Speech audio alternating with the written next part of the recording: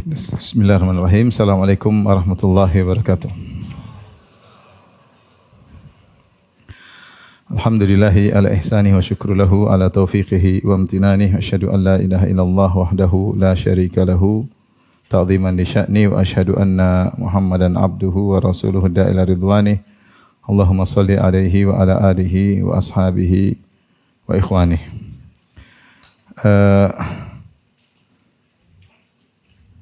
Ikhwan dan akhwat yang dirahmati oleh Subhanahu wa taala.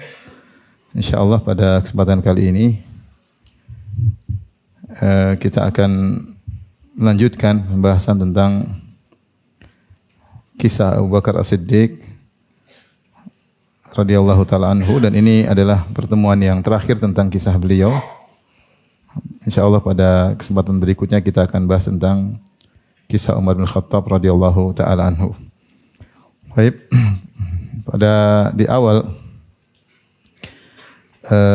tahun 13 Hijriah, maka Abu Bakar As-Siddiq mulai berpikir untuk menyerang Romawi sebagai bentuk melaksanakan sunnah Nabi SAW, karena Nabi yang memulai penyerangan terhadap Romawi melalui perang Tabuk ya. Sebelumnya perang Mu'tah yang dipimpin oleh tiga pimpinan, yaitu Zaid bin Harithah, kemudian Ja'far bin Abi Thalib, kemudian Abdullah bin Rawaha yang kemudian ketiganya meninggal dunia mati syahid, lalu dipimpin oleh Khalid bin Walid. Setelah itu melanjutkan namanya perang Tabuk pada tahun 9 Hijriah, namun tidak jadi peperangan karena Romawi gentar. Kemudian Rasulullah SAW mengirim juga Usamah bin Zaid. Kemudian juga ketika tahun 13 Hijriah di awal tahun, setelah selesai dari menyelesaikan para murtadin, kemudian juga setelah mengalahkan banyak peperangan dalam melawan Persia, sekarang Abu Bakar As-Siddiq mulai berpikir untuk menyerang apa?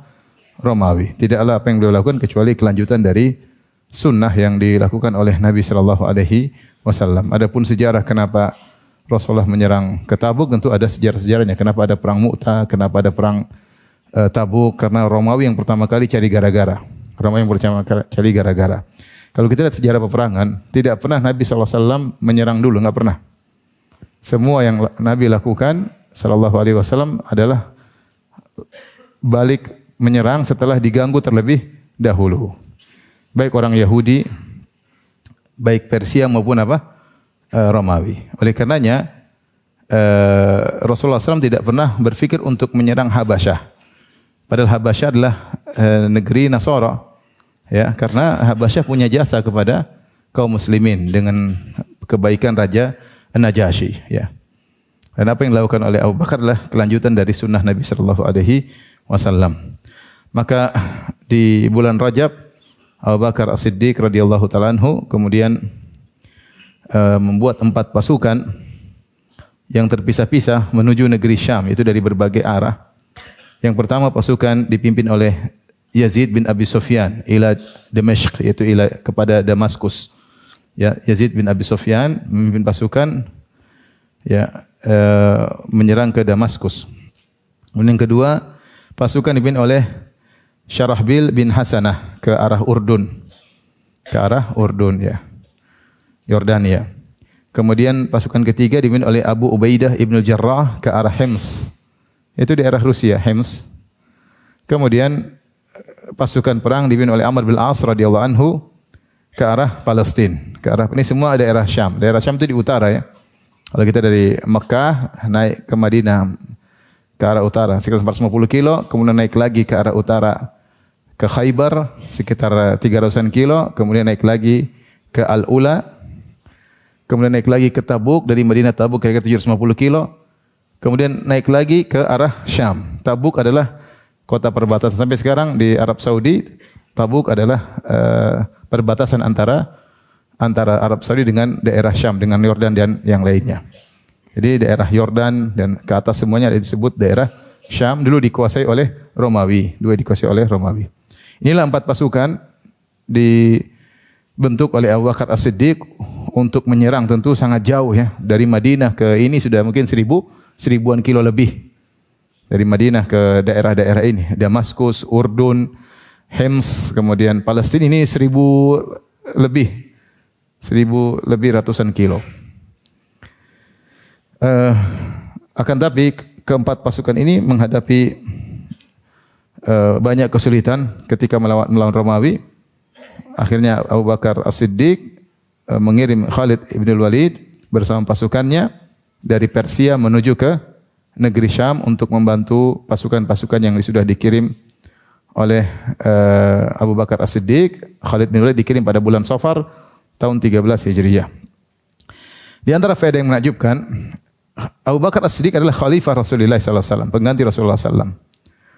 Dan ketika beliau menyuruh orang untuk memimpin pasukan menyerang Romawi, beliau menulis surat dengan surat yang sangat lembut.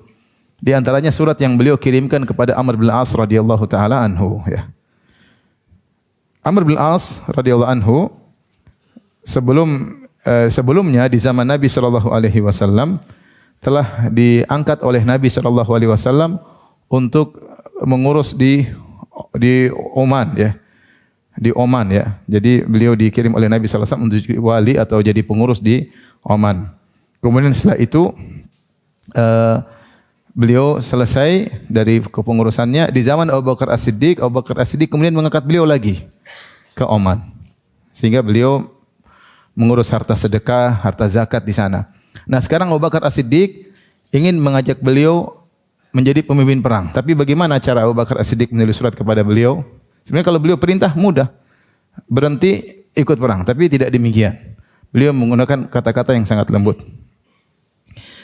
Beliau berkata surat kepada Amr bin As radhiyallahu anhu. Antum tahu Amr bin As kan? Dahiyatul Arab, orang sangat cerdas yang dulu jadi kepercayaan Abu Jahal. Amr bin As ini waktu masih kafir dikirim ke Najasyi untuk memprovokasi Najasyi agar mengusir para sahabat. Dia juru bicaranya Abu Bakar As-Siddiq. Dia orang yang sangat cerdas. Kemudian masuk Islam jadi orang yang sangat hebat. Makanya ketika terjadi pertikaian antara Muawiyah dengan Ali bin Abi Thalib, juru bicaranya Muawiyah Amr bin As. Juru bicara Ali bin Abi Thalib Abu Musa al-Asy'ari radhiyallahu ta'ala anhuma, yang kemudian mereka berdua disebut al-hakaman. Dua hakam, perwakilan dari kubu Muawiyah Amr bin As, perwakilan dari kubu Ali bin Abi Thalib adalah Abu Musa al-Asy'ari radhiyallahu anhum ajmain. Intinya Abu Bakar As-Siddiq berkata dalam tulisannya, "Inni qad radattuka 'alal amali alladhi wallakahu Rasulullah sallallahu alaihi wasallam wa sammahu laka ukhra."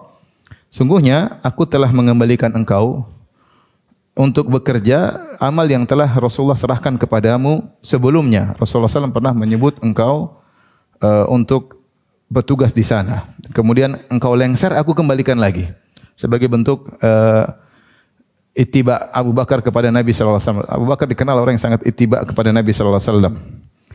Kemudian beliau berkata, beliau kasih tawaran, bukan perintah, tawaran. Kalau seandainya beliau perintah, lengser engkau jadi pemimpin perang, mudah bagi Abu Bakar dan para sahabat akan nurut. Karena mereka tahu yang perintah adalah khalifah. Tetapi Abu Bakar caranya lembut, dia mengatakan, "Waqad ahbabtu Aba Abdullah." Namun aku senang untuk mewahai Abu Abdullah, yaitu kunyahnya Amr bin As, an ufarrighaka lima huwa khairun laka fi hayatika wa ma'adika minhu. Saya ingin menyibukkan engkau, ya, pada perkara yang lebih penting bagi engkau dalam kehidupanmu di dunia dan dalam akhiratmu. Jadi ada amal yang lebih baik daripada engkau jadi pengurus harta sedekah atau jadi wali atau jadi gubernur di daerah tersebut. Sekarang Amr bin As nyaman enggak di situ? Nyaman lah ngurus harta. Dan Abu Bakar bisa saja perintah, tapi tidak, dia menggunakan kata-kata yang halus. Saya ingin menyibukkan engkau dengan perkara yang lebih baik untuk kehidupanmu dan akhiratmu daripada kerjaanmu yang sekarang. Illa ayyakuna alladhi anta fihi ahabba ilaik. Kecuali memang kau lebih suka kerja jadi ngurus harta sedekah. Itu juga amal soleh.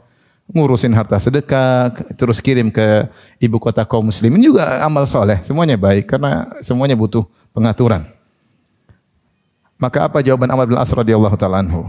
Maka dia pun kirim surat kepada Abu Bakar. Dia berkata, "Ini sahmun min sihamil Islam." Aku hanyalah satu anak panah dari anak-anak panah dalam Islam. Wa anta bi Abdullah ar-rami biha, dan engkau adalah hamba Allah yang melemparkan anak panah tersebut, yang memanahkan anak panah tersebut. Wal jami'laha, kau yang mengumpulkan anak-anak panah tersebut. Artinya kau pemimpin kami. Fanzur ashaddaha wa akhshaha wa afdalaha farmi bih fiha. Lihat mana perang yang paling sulit, yang paling berat, lemparkan aku di situ. Terserah, kata Amr bin As radhiyallahu taala anhu. Nah, Abu Bakar juga kirim kepada Walid bin Uqbah dengan khitab atau surat yang sama dan jawabannya sama. Kami hanya sekedar panah, kau panahkan kemana kami akan jalankan. Ini menunjukkan bagaimana lembutnya Abu Bakar As-Siddiq. Seandainya dia perintah, dia tidak perlu basa-basi, perang.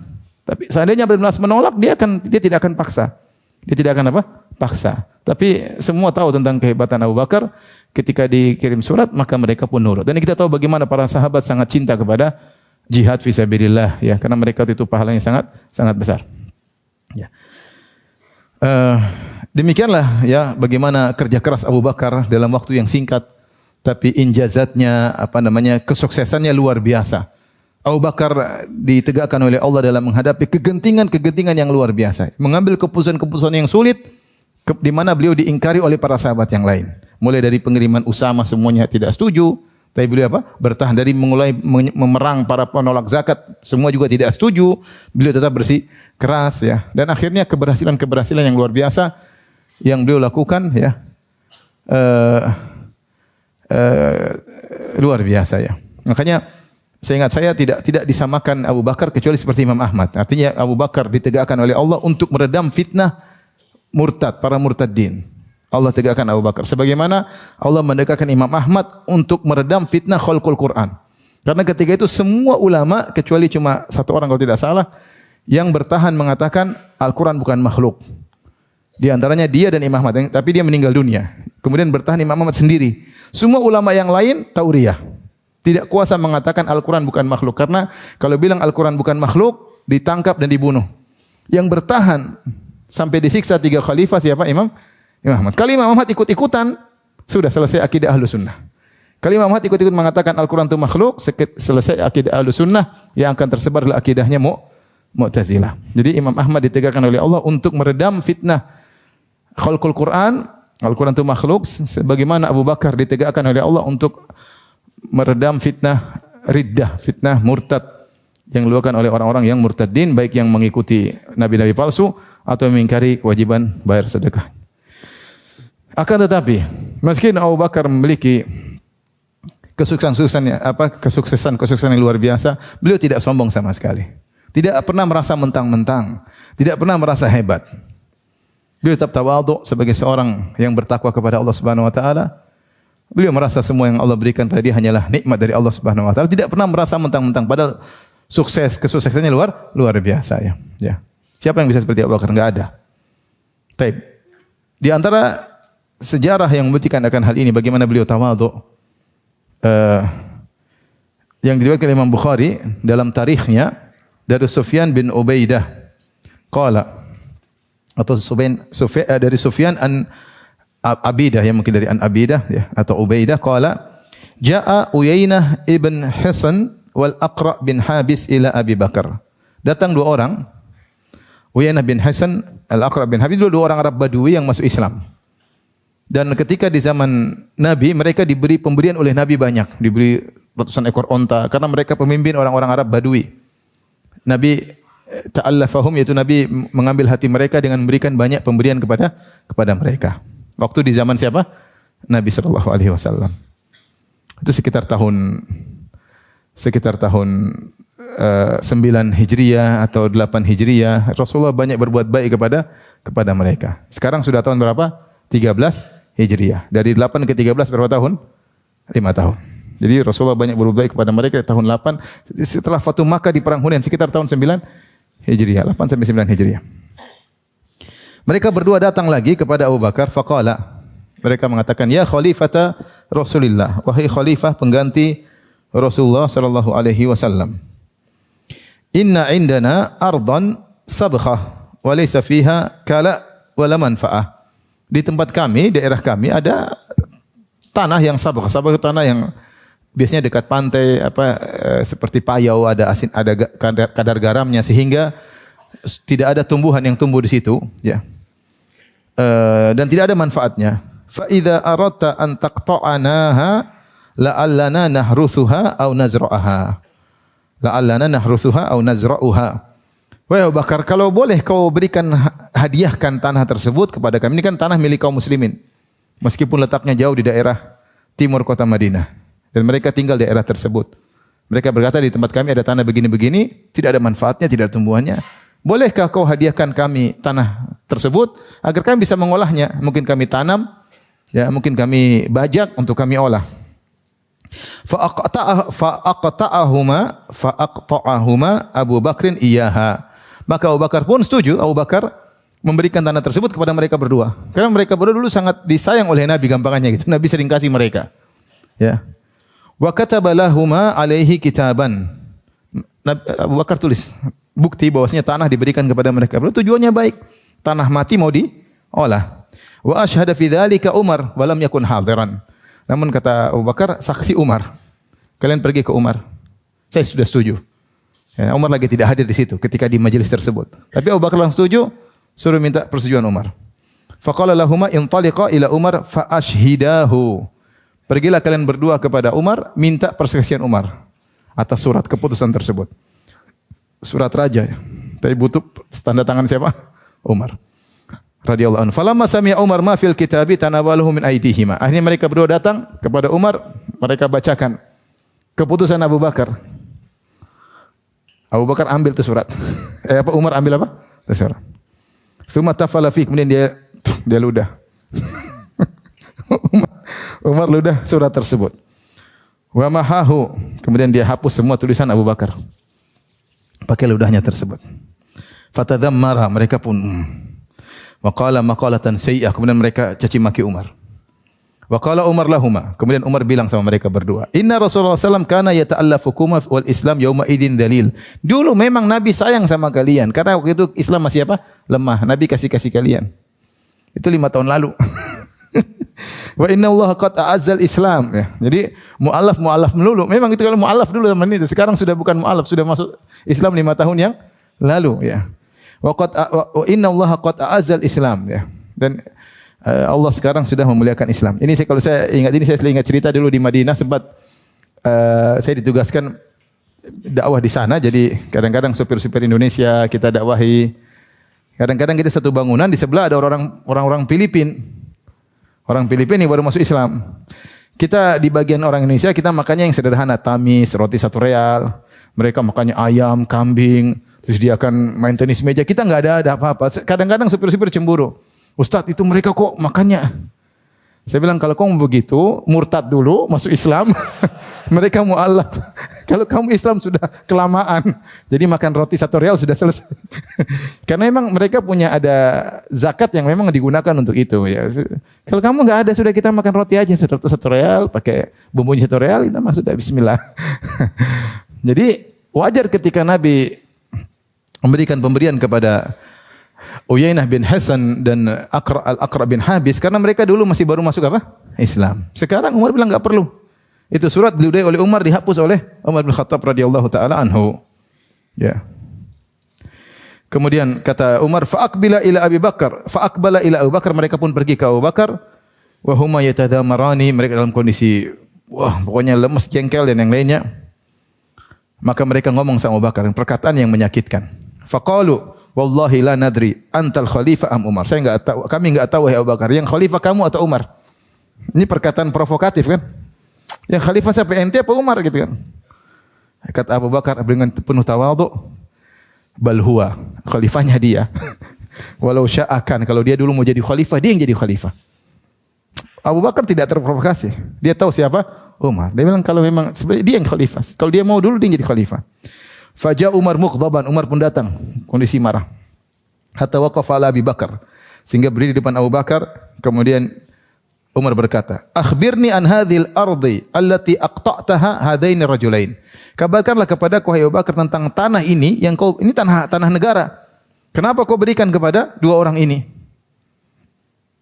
Ardun laka khassah am hiya bainal muslimin am. Ini hartamu atau harta kaum muslimin? Pertanyaan Abu Bakar juga, Umar juga menukik. Gampangannya gini, engkau Abu Bakar bagi-bagi tanah ini tanahmu apa tanah negara? Gampangannya gitu. Kalau tanahmu bagi, kalau tanah negara kita diskusi dulu. Kata Abu Bakar tidak tersinggung, dia mengatakan bal hiya bainal muslimina amah. Ini tanah umum. Tanah kaum muslimin, tanah negara. Qala fama halaka an takhussa hadaini biha duna jama'atil muslim. Terus apa yang buat engkau mengkhususkan dua orang ini untuk dapat hadiah tanah ini? Qala istasyartu haula alladziina hauli fa asyaru alayya bidzalik. Saya tadi sudah diskusi sama. Jadi Abu Bakar bukan keputusan sendiri. Saya sudah diskusi sama teman-teman tadi. Antum enggak ada, maka saya diskusi sama teman-teman dan mereka menyetujui, mereka setuju. Kata Umar, fa idza istasyarta haula alladziina haulaka aw kullal muslimin aw sa'ta masyuratan akullul muslimina aw sa'ta masyuratan wa ridan. Kalau kau sudah diskusi sama mereka, apakah berarti seluruh kaum muslimin ridha? Ini kan tanah kaum muslimin. Mereka taruhlah 5 orang, 6 orang, 10 orang setuju. Apakah kaum muslimin semuanya setuju? Faqala Abu Bakar, qad qultu laka. Abu Bakar ngalah. Abu Bakar bilang, saya sudah bilang dulu kan sama kamu. Innaka aqwa ala hadha minni, lakinnaka ghalabtani. Harusnya kau yang jadi khalifah. Tapi kau maksa aku jadi apa? Khalifah. Maksudnya Abu Bakar tawadhu. Setelah kesuksesan yang begitu banyak yang dia apa? Raih.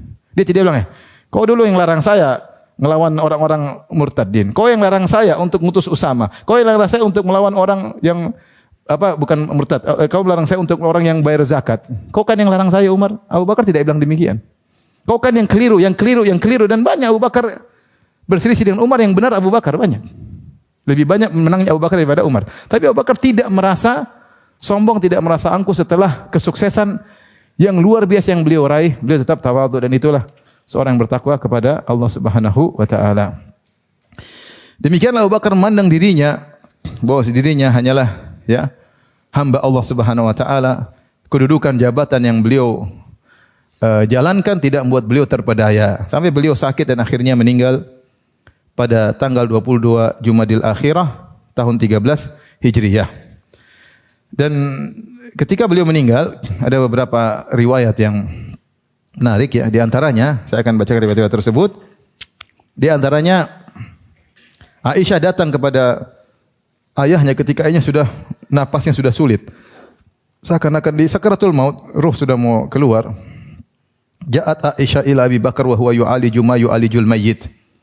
Aisyah datang kepada Abu Bakar dalam kondisi mau meninggal dunia.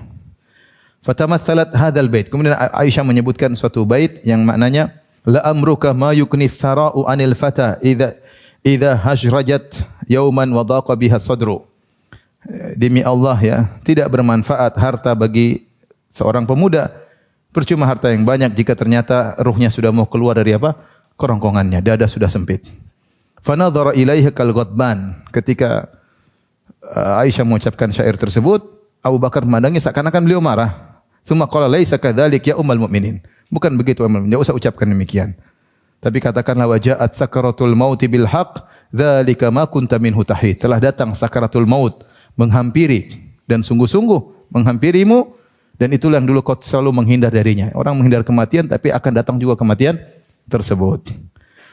Kemudian perhatikan menjelang wafatnya Abu Bakar, diskusi sama anaknya. Dia berkata, "Inni kuntu nahaltuki haitan." Wahai Aisyah, dulu saya pernah kasih hadiah kepada engkau sebuah kebun. Wa inna fi nafsi minhu syai'an, tapi saya ragu dengan harta tersebut. Faruddihi ilal mirath, dan karena kau punya saudara-saudara yang lain, anakku bukan cuma kamu saja. Tolong kembalikan harta tersebut yang saya sudah hadiahkan kepadamu. Kembalikan. Naam faradathu. Aisyah nurut, dia kembalikan.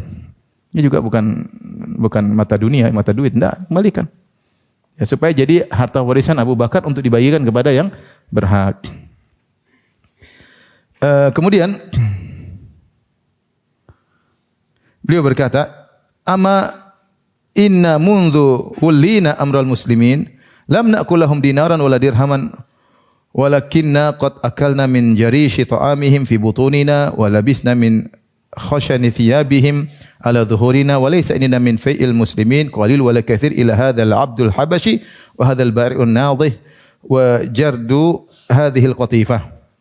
Wahai Aisyah, sejak aku menjadi khalifah, kita enggak pernah makan dinarnya kaum muslim, kita enggak pernah makan dirham mereka. Artinya kita enggak pernah foya-foya, kita cuma makan ya makanan yang sederhana, jarish, itu makan dari makanan yang sederhana. Kita juga pakai pakaian yang kasar, bukan pakaian yang lembut. Artinya Abu Bakar mengatakan saya tidak pernah makan dari harta Baitul Mal, enggak pernah. Yang saya ambil cuma yang cukup untuk saya makan dan baju yang sederhana, baju yang tebal, yang kasar. Dan tidak ada sedikit pun harta kaum muslimin yang ada pada kami kecuali ini. Ada seorang budak Habasyi dan ini onta yang nadhi, yaitu onta yang digunakan untuk mengambil air. Dan ini ada kain yang usang. Kalau saya meninggal, fa idza mitu fab'athi bihinna ila Umar. Kalau saya sudah meninggal, ini kembalikan ke Umar, khalifah selanjutnya. Saya tidak mau ambil. Saya tidak mau ambil. Dalam riwayat yang lain, ya, beliau berkata, "Unzuru ma zada fi mali mundu dakhaltul imarah." Wahai Aisyah, atau lihatlah hartaku sebelum saya jadi khalifah dan setelah saya jadi khalifah. Kalau ada pertambahan, kasih khalifah selanjutnya. Jadi cek, sebelum jadi presiden, jadi kepala negara, sebelum jadi raja, sebelum jadi khalifah, hartanya sekian. Catat. Kalau sudah lengser, yang lebih kembalikan ke penguasa berikutnya.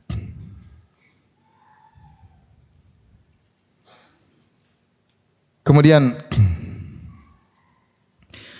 falamma ja'a ar-rasul, tatkala utusan Abu Bakar meninggal dunia, kemudian utusan Aisyah membawa harta tersebut, ya, budak, kemudian onta dan kain usang, Umar pun menangis. Maksudnya seperti ini pun masih dikembalikan gitu. Ini barang sepele. Rahimallah Abu Bakrin, kata Umar, semoga Allah merahmati Abu Bakar. Laqad at'aba man ba'dahu.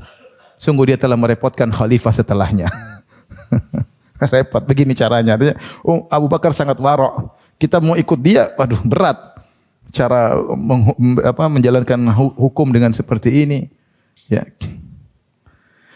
Ya gulam irfa'hunna, ambil itu semua. Kata Umar, itu semua yang diserahkan Abu Bakar ambil. Ini harta negara. Faqala Abdurrahman bin Auf radhiyallahu anhu yang juga dijamin masuk surga berkata, Subhanallah, Maha suci Allah, taslub iyala Abi Bakrin abdan habasyiyan wa bi'ran nadhihan wa jarda khatifatin thamanuhu 500 dirham. Subhanallah ya Umar, ini harta tersisa kau ambil lagi dari keluarga Abu Bakar. Cuma budak, onta, sama kain usang, cuma 500 dirham, masih diambil pula. Udah kasih aja. Qala, fama ta'mur? Terus menurut engkau bagaimana wahai Abdurrahman bin Auf? Tarudduhunna ala iyalihi. Udah kembalikan aja sama anak-anaknya Abu Bakar. Kata Umar, la wallah, tidak akan saya kembalikan. La yakunu hadza fi walati abadan, tidak mungkin berlaku dalam kekuasaanku, tidak mungkin saya begitu. Wala kharaja Abu Bakar minhunna wa arudduhunna ana ala iyalihi. Al mautu aqrabu min dzalik. Yang sudah Abu Bakar keluarkan, tidak mungkin saya kembalikan. Lebih baik saya mati daripada mengembalikan harta negara kepada yang bukan berhak. Harta negara ambil. Riwayat ini satu riwayat. Riwayat yang lain,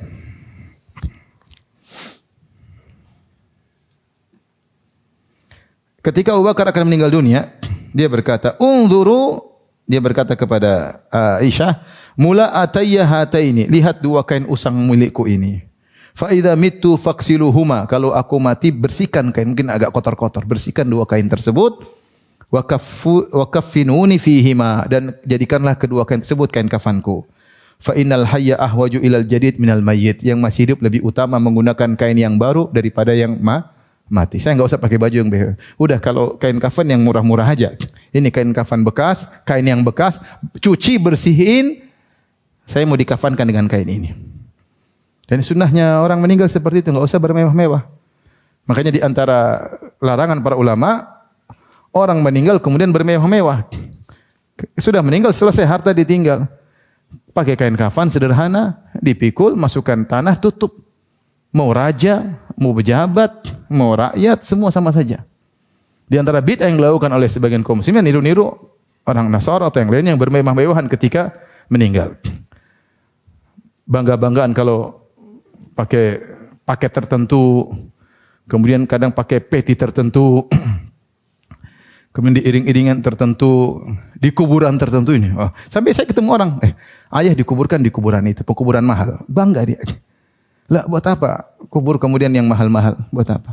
Kalau meninggal sudah saatnya tawadhu. Yang penting bukan di atas, yang penting di bawahnya bagaimana? Mau di atasnya rumah mewah, di bawahnya bagaimana? Bukan atasnya. Makanya di antara bid'ah adalah bermewah-mewah dalam pekuburan. Lihat Abu Bakar As-Siddiq. Dia bilang, saya yang baju baru lebih baik untuk yang masih hidup. Saya yang ini aja. Ngapain pakai baju-baju baru? Ini kain saya usang, cuci, nanti saya pakai untuk kain kafan. Kemudian Abu Bakar dari perbuatan beliau tidak makan dari harta Baitul Mal kecuali yang dibutuhkan. Tadi beliau berkata, kami tidak makan kecuali jarishi ta'amihim, makanan yang biasa, makanan yang sederhana. Dan kami tidak ambil dari Baitul Mal kecuali kain untuk beli baju yang sederhana. Karena beliau tidak bisa kerja. Asalnya beliau kerja, namun kalau beliau kerja, beliau enggak bisa ngurusi kaum muslimin. Gimana perang sana, perang sini, mikir kerja, mikirin perang enggak bisa. Sehingga beliau akhirnya tidak kerja dan beliau makan dari harta Baitul Mal tetapi sekedarnya, paham? Tapi sekedarnya. Makanya dalam riwayat beliau berkata, qad alima qaumi anna hirfati lam takun ta'jizu an mu'nati ahli. Sungguhnya kaumku sudah tahu, saya punya keahlian kerja, saya bisa mencukupi keluargaku. Tetapi wa syughiltu bi amril muslimin, tapi karena saya harus ngurusin negara, saya enggak bisa kerja. Fa sayaqulu alu Abi Bakar min hadzal mal. Maka terpaksa saya dan keluargaku semua makan dari Baitul Mal. Karena kalau saya kerja, saya nggak bisa ngurus apa? Negara. Kalau saya ngurus negara, saya nggak bisa kasih makan anak dan istri. Akhirnya Abu Bakar terpaksa ngambil. Tapi dia ngambil secukupnya tadi. Makanya sebenarnya dalam aturan negara, pejabat boleh makan hak Baitul Mal, tapi secukupnya, bukan berlebih-lebihan. Nanti akan datang bagaimana perkataan Umar bin Khattab radhiyallahu taala anhu, di mana beliau berkata, inni anzaltu nafsi min malillahi bimanzalati waliyil yatim. In ihtajtatu akhadtu minhu. Fa idza aisartu radattuhu. Kata beliau, aku menempatkan diriku terhadap Baitul Mal seperti pengurus anak yatim. Kalau saya enggak punya dan saya butuh, saya ambil secukupnya. Kalau saya sudah cukup, saya kembalikan. Jadi ini bagaimana sikap Umar terhadap harta negara. Saya anggap diri saya seperti walinya seorang anak yatim. Boleh enggak kita makan kalau ngurusin anak yatim? Boleh, tapi secukupnya. Kalau saya berlebihan, saya kembalikan. Ya. Wa in istaghnaitu ista'faftu. Kalau saya cukup, saya tidak perlu lagi. Dan ini dalil bagaimana tawadhu'nya Abu Bakar As-Siddiq radhiyallahu taala anhu dan bagaimana sikap beliau dalam mensikapi harta kaum muslimin. Jadi demikianlah ikhwan dan akhwat yang rahmatillah subhanahu wa ta'ala tentang sejarah Abu Bakar As-Siddiq, tokoh yang sangat luar biasa. Itulah murid langsung Nabi sallallahu alaihi wasallam dan di antara juga Umar bin Khattab. Makanya dikatakan oleh sebagian salaf bahwasanya para sahabat kanu yu'allimuna auladahum hubba Abi Bakr wa Umar. Dulu para salaf mengajarkan anak-anak mereka untuk cinta kepada Abu Bakar dan cinta kepada Umar. Mereka berdua sosok yang sangat luar biasa. Insyaallah kita akan lanjutkan tentang sosok Umar bin Khattab pada pertemuan berikutnya insyaallah setelah Idul Fitri insyaallah ya. Di penghujung ini saya akan menyebutkan beberapa keteladanan Abu Bakar As-Siddiq. Tentunya keteladanan beliau sangat banyak, namun bisa simpulkan beberapa poin. Yang pertama, Abu Bakar As-Siddiq adalah orang yang mudah bergaul. Beliau mudah bergaul, sehingga beliau punya kenalan banyak. Sampai kita sebutkan ketika Abu Bakar berhijrah bersama Nabi sallallahu alaihi wasallam, maka orang-orang kenal Abu Bakar, tapi orang-orang tidak kenal Nabi sallallahu alaihi wasallam. Kenapa Abu Bakar mudah bergaul? Dia ahli nasab. Beliau ahli nasab dan orang Arab senang ngobrol tentang apa? Nasab. Dia punya keahlian ilmu yang disenangi oleh orang Arab, sehingga kalau beliau bicara orang senang. Beliau pedagang, suka pergi ke mana-mana. Makanya saya katakan ketika beliau mengirim pasukan, beliau bisa memperkirakan jarak-jarak. Sini nanti ketemu di sini. Dia tahu wilayah Persia, wilayah Romawi, karena beliau adalah orang yang pandai berinteraksi. Ya. Di antara hal yang menunjukkan hal ini, poin kedua, pertama beliau bergaul, dan ini orang pandai bergaul bagus selama pergaulan tersebut dalam rangka untuk dakwah, dalam rangka untuk manfaat kepada kaum muslimin, bukan mudah bergaul dalam rangka buang-buang umur, enggak ya. Pandai bergaul, ngobrol sana, ngobrol sini, tapi enggak ada faedah yang bisa ditularkan. Seorang pandai bergaul tapi pergaulan yang bermanfaat untuk akhiratnya, itu baik ya. Dan orang tidak kaku, tidak mendiam di rumah, tidak pandai ngomong, diam-diam aja. Kalau orang diam-diam aja kadang-kadang terkesan sombong ya. Kalau orang bisa ngomong aja, sapa sekedarnya. Kalau bergaul yang ngobrol yang bermanfaat, yang terarah untuk akhirat seseorang. Di antara yang menunjukkan akal ini perkara yang kedua, Abu Bakar memiliki sifat-sifat mirip dengan Nabi sallallahu alaihi wasallam. Dalam Sahih Bukhari, ketika Abu Bakar sulit untuk beribadah di kota Makkah, maka dia pun pergi keluar dari kota Makkah untuk berhijrah. Beliau ingin beribadah kepada Allah. Berjalanlah beliau meninggalkan kota Makkah sampai suatu tempat cukup jauh, tiba-tiba beliau bertemu dengan Ibnu Dugunna atau Ibnu Daginna, salah seorang pemimpin kabilah Qarah, yaitu kabilah yang jauh, bukan suku Quraisy. Maka dia mengatakan, "Hendak kemana kau Abu Bakar? Aku ingin berjalan di semuka bumi untuk beribadah kepada Allah. Kaumku tidak membiarkan aku untuk beribadah." Apa kata Ibnu Dugunna atau Ibnu Daginna? "Mithluka la yakhruj wa la yukhraj." Orang seperti engkau Abu Bakar tidak boleh keluar dari negerinya dan tidak boleh diusir dari negerinya. Kenapa? Innaka la tasilur rahim. Engkau suka menyambung silaturahmi. Wa tasduqul hadits. Engkau jujur dalam berkata. Wa tahmilul kalla wa taksibul ma'dum. Engkau bekerja untuk orang lain. Wa taqrid dhaif. Engkau suka menjamu tamu. Wa tu'inu ala nawabil haq. Engkau suka membantu orang yang kesusahan. Orang seperti kamu ini tidak pantas untuk diusir dari kaumnya. Maksud saya, sifat-sifat Abu Bakar persis seperti perkataan Khadijah kepada siapa? Nabi. Ketika Nabi ketakutan turun dari Gua Hira dan mengatakan laqad khasyitu ala nafsi, aku khawatir suatu keburukan menimpa diriku, maka maka Khadijah menenangkan. Kalla wallahi absyir. Tidak, sekali-sekali tidak. Allah tidak, la yukhzikallahu abada, Allah tidak akan menghinakan engkau wahai suamiku. Sungguhnya engkau adalah orang yang jujur, suka menjamu silaturahmi, bekerja untuk orang lain, membantu orang lain, suka menjamu tamu, suka membantu orang yang dalam kesulitan. Perkataan ini persis diucapkan Ibnu Dugunnah kepada Abu Bakar. Jadi sifat Abu Bakar mirip dengan sifat siapa? Nabi SAW. Artinya Ibnu Dugunnah pulang ke kota Makkah bawa Abu Bakar, saya jadi jaminan, jangan usir dia. Padahal dia musyrik. Padahal udah gini musyrik, tapi dia kepala kabilah Quraish sehingga dihormati sama orang Quraisy. Kemudian di antara kelebihan Abu Bakar, beliau berusaha menjadi pelopor dalam berinfak. Beliau pelopor. Yang pertama kali membantu Nabi SAW dalam dakwah selain Khadijah siapa? Abu Bakar. Allah mentakdirkan Nabi dikelilingi oleh orang-orang berada karena di awal Islam butuh duit untuk berdakwah. Allah mentakdirkan Nabi menikah dengan Khadijah yang janda kaya raya. Allah mentakdirkan lelaki dewasa yang pertama kali masuk Islam siapa? Abu Bakar. Dan dia mengerahkan hartanya untuk Islam seluruhnya. Ya. Makanya Rasulullah SAW pernah memuji Abu Bakar. Dia mengatakan di depan para sahabat, "Ma nafa'ani malun qat, ma nafa'ani malu Abi Bakar." Tidak ada harta bermanfaat kepadaku seperti hartanya Abu Bakar.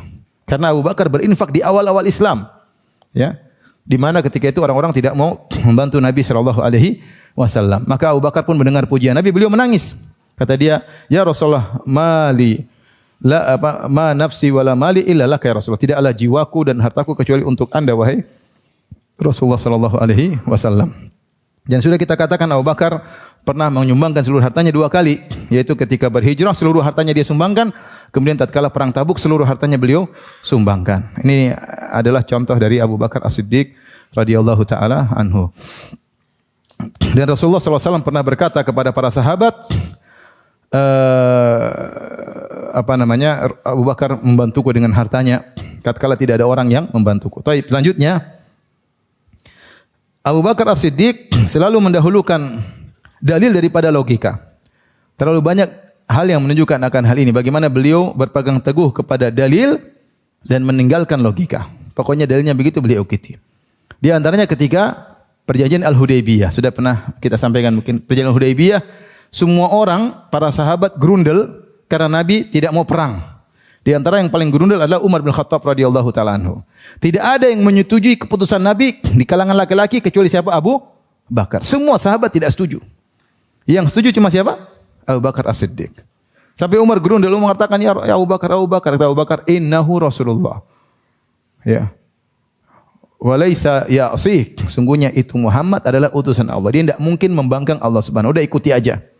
Kata Abu Bakar. Sementara para sahabat semuanya ingin perang. Di sini Abu Bakar mendahulukan dalil daripada logika, daripada perasaan, daripada emosi. Kemudian juga ketika Nabi SAW meninggal, semua orang terbawa dengan emosi, termasuk Umar yang tidak mau terima dikatakan Nabi SAW sudah meninggal dunia. Abu Bakar datang terlambat, dia datang masuk ke rumah Aisyah, ke rumah Nabi, dia cium kening Nabi, kemudian dia keluar, dia sampaikan dalil. Allah berfirman begini-begini, Rasulullah bisa meninggal dunia, selesai. Sehingga para sahabat semuanya sadar, ketika mereka sangat sedih, mereka lupa ayat tersebut. Tapi Abu Bakar bisa berfikir dengan jernih untuk menyebutkan ayat tersebut, sehingga akhirnya para sahabat mengulang-ulang ayat itu. Ya. Wa ma Muhammadun illa rasulun qad khalat min qablihi rusul afa immata aw qutilan qalabatum ala aqabikum. Tidaklah Muhammad kecuali adalah seorang rasul, telah berlalu rasul-rasul sebelumnya. Kalau rasul sebelumnya pada mati, Muhammad juga bakalan apa? Mati sallallahu alaihi wasallam. Mereka ulang-ulang seakan-akan ayat tersebut baru pertama kali mereka dengar. Padahal mereka hafal ayat tersebut. Tapi karena kesedihan yang luar biasa membuat mereka tidak bisa berfikir dengan jernih. Yang bisa berfikir dengan jernih siapa? Abu Bakar. Beliau mendahulukan dalil daripada perasaan. Di antara dalil bahwasanya beliau mendahulukan dalil daripada logika daripada perasaan ketika Fatimah radhiyallahu anha minta warisan. Rasul Abu Bakar dalam kondisi sulit. Ini putri Nabi dan dia sangat sayang kepada Nabi, tentu dia sangat sayang kepada putri Nabi. Tapi nas ada dalilnya. Nahnu ma'syarul anbiya lam nuras ma taraknahu sadaqah. Kami para nabi tidak ada warisan. Apa yang kami tinggalkanlah sedekah. Maka dia tidak bisa kasih warisan kepada siapa? Fatimah. Meskipun konsekuensinya Fatimah radhiyallahu anha marah kepada beliau sebagai sifat manusiawi. Abu Bakar bertahan atau tidak? Bertahan. Dia pegang dalil. Kalau dia enggak enak dia akan kasih.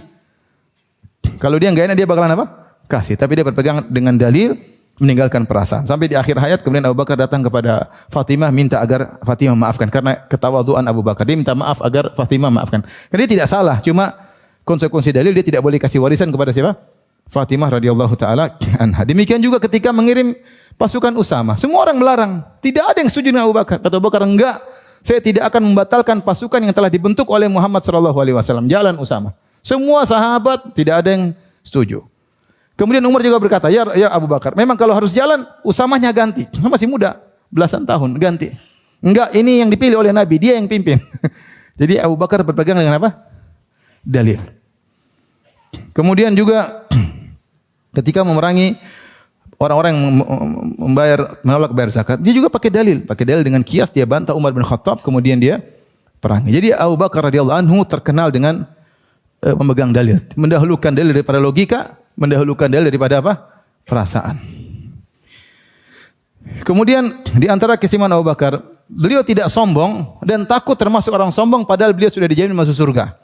Rasulullah SAW ketika mengatakan tentang 10 orang masuk surga yang Rasulullah sebutkan pertama, Abu Bakrin fil jannah, Abu Bakar di surga. Umar fil jannah, Utsman fil jannah, Ali fil jannah, dan terus sampai 10 orang. Yang pertama disebut oleh Nabi adalah Abu Bakar fil jannah. Tapi Abu Bakar tidak sombong. Beliau tetap takut kepada Allah Subhanahu wa taala. Sehingga ketika Rasulullah SAW mengatakan man jarra thawbahu khuyala lam yudhrillahu ilaihi yaumal qiyamah. Siapa yang menggeretkan bajunya isbal dengan kesombongan, Allah tidak akan melihat dia pada hari kiamat kelak. Abu Bakar datang kepada Nabi. Dia gelisah dengan hadis tersebut. Dia bilang, "Ya Rasulullah, saya kana izari yastarhi ahyanan." Kadang-kadang sarungku melorot karena Abu Bakar kurus. Jadi kadang-kadang sarungnya melorot. Kemudian illa ini at'ada alaik. Kecuali saya perhatikan. Kadang-kadang melorot lagi. Saya khawatir termasuk mereka ya Rasul. Bagaimana dengan saya? Kata Rasulullah SAW, lasta mimman fa'alahu khuyala. Kau tidak sombong melakukan. Artinya kalau kau melorot, kau bukan karena sombong, tapi karena kurus. Maksud saya Abu Bakar tidak, kalau saya enggak, itu kan cuma buat mereka. Enggak, dia tetap rasa takut. Meskipun dia dijamin masuk surga, dia tetap khawatir ada kesombongan dalam dirinya. Dia khawatir dia melakukan yang dilarang oleh Nabi SAW sampai Nabi kasih statement, kau bukan orang sombong. Kau bukan orang sombong. Artinya apa yang terjadi padamu karena tidak sengaja. Kemudian di antara sifat Abu Bakar adalah mudah memaafkan.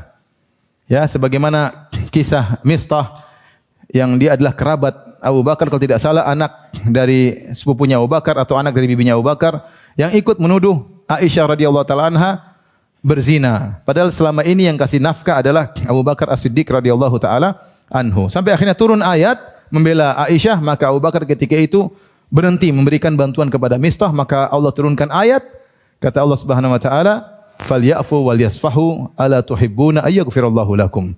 Hendaknya memaafkan dan berlapang dada, tidakkah kalian ingin Allah mengampuni kalian? Maka akhirnya Abu Bakar pun maafkan Mistah. Demikian juga kisah antara Abu Bakar dan Umar, sebagaimana pernah kita sampaikan ketika akhirnya Abu Bakar memaafkan Umar bin Khattab radhiyallahu taala anhu. Kemudian di antara keistimewaan Abu Bakar, dia tidak merasa paling terbaik. Ketika jadi khalifah dia berkata, "Inni wullitu alaikum wa lastu bi khairikum." aku telah diangkat menjadi pemimpin bagi kalian dan aku bukan yang terbaik. Aku bukan terbaik di antara kalian. Beliau tidak sombong, tidak angkuh. Padahal semua orang sepakat dia yang terbaik. Dan Umar telah mengatakan tidak ada yang seperti Abu Bakar. Siapa yang seperti Abu Bakar? Umar berkata, tapi Abu Bakar tidak merasa terbaik. Dia mengatakan, inni qad wullitu alaikum wa lastu bi khairikum. Jadi aku telah dipilih jadi pemimpin bagi kalian, aku bukan terbaik-baik kalian. Maksud saya Abu Bakar jauh dari ujub. Jauh dari merasa apa? Hebat. Tidak ada sama sekali. Sementara kehebatan sudah beliau lakukan terlalu banyak, dipuji oleh Nabi SAW. Kita aja kalau dipuji Ustaz sudah kepala besar enggak? Ini yang puji Nabi SAW. Najib puji dia berulang-ulang, tapi tidak kepalanya besar. Ini baru dipuji sama Ustaz-Ustaz kampung juga. Sudah, wow. Ini yang puji Rasulullah. Ayat turun tentang Abu Bakar. Ayat-ayat turun tentang Abu Bakar. Dan beliau tidak sombong sama sekali. Beliau tidak sombong sama sekali. Inilah ikhwan dan akhwat yang dirahmati Allah Subhanahu wa taala, beberapa kelebihan Abu Bakar As-Siddiq radhiyallahu anhu yang menunjukkan kehebatan beliau radhiyallahu taala anhu, dan kita akhiri tentang kisah beliau sampai di sini. Insyaallah kita lanjutkan pada kisah khalifah yang berikutnya, Umar bin Khattab. Kurang lebih saya maaf. Wabillahi taufiq wal hidayah. Assalamualaikum warahmatullahi wabarakatuh.